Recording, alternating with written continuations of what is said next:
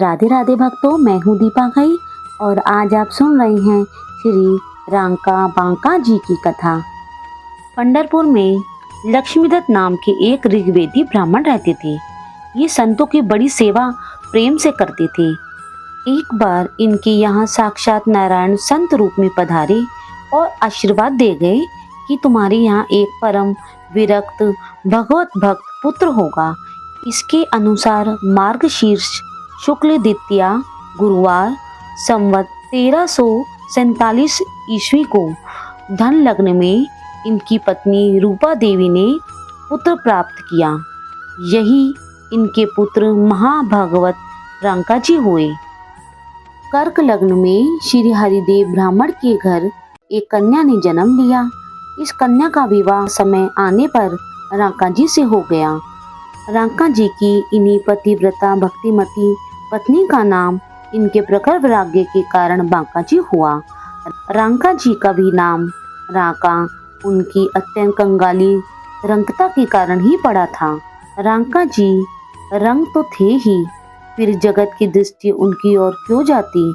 इस कंगाली को पति पत्नी दोनों ने भगवान की कृपा के रूप में बड़ी हर्ष से सिर चढ़ाया था, क्योंकि दया में प्रभु अपने प्यारे भक्तों को अनर्थों की जड़ धन से दूर ही रखते हैं। दोनों जंगल में चुनकर रोज सूखी लकड़ियां ले आते और उन्हें बेचकर जो कुछ मिल जाता उसी से भगवान की पूजा करके प्रभु के प्रसाद से जीवन निर्वाह करते थे। उनके मन में कभी किसी सुख आराम या भोग की कल्पना ही नहीं जाती थी।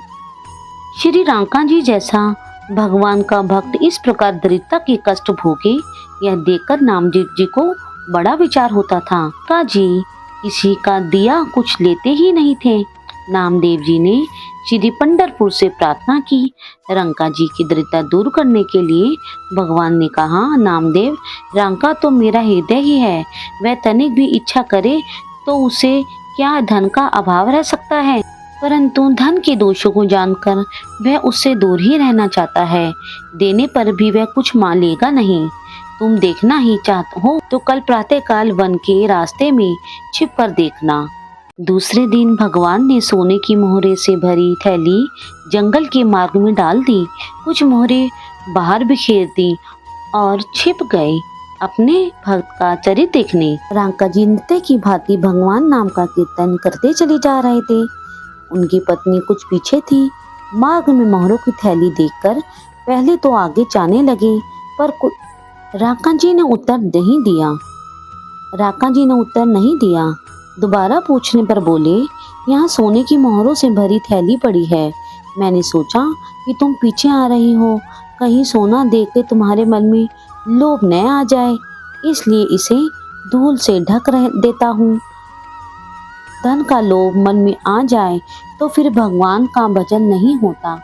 पत्नी यह बात सुनकर हंस पड़ी और बोली, स्वामी, सोना भी तो मिट्टी ही है। आप धूल से धूल को क्यों ढक रहे हैं। रांका जी झट उठ खड़े हुए। पत्नी की बात सुनकर प्रसन्न होकर बोले, तुम धन्य हो, तुम्हारा ही वैराग्य बांका है। मेरी बुद्धि में तो सोने और मिट्टी में भेद भरा है। तुम मुझसे बहुत आगे बढ़ गई हो। नामदेव जी रांका बांका जी का यह वैराग्य देखकर भगवान से बोले, प्रभु, जिस पर आपकी कृपा दृष्टि होती है उसे तो आपके सिवा त्रिभुवन का राज्य भी नहीं सुहाता। जिसे अमृत का स्वाद मिल गया, मैं भला सड़े गुड़ की ओर क्यों देखने लगा। ये दंपति धन्य हैं। भगवान श्री नामदेव जी से बोले, देखो, हमारी बात सत्य हुई। ये दोनों धन के प्रति कितने निष्प्रय हैं। भगवान की जीत हुई। श्री नामदेव जी हार गए। फिर भगवान ने एक और बात कही कि यदि तुम्हारे मन में विशेष परिताप है कि श्री रांका जी बांका जी की सहायता करनी ही चाहिए, तो चलो इनके लिए लकड़ियां बटोरें। भगवान ने उस दिन रांका बांका के लिए जंगल की सारी सूखी लकड़ियां गट्ठे बांध कर एकत्र कर दी। दंपति ने देखा, आज लकड़ियां ही नहीं दिखती। गट्ठे बांध कर रखी लकड़ियां उन्होंने किसी दूसरे की समझी।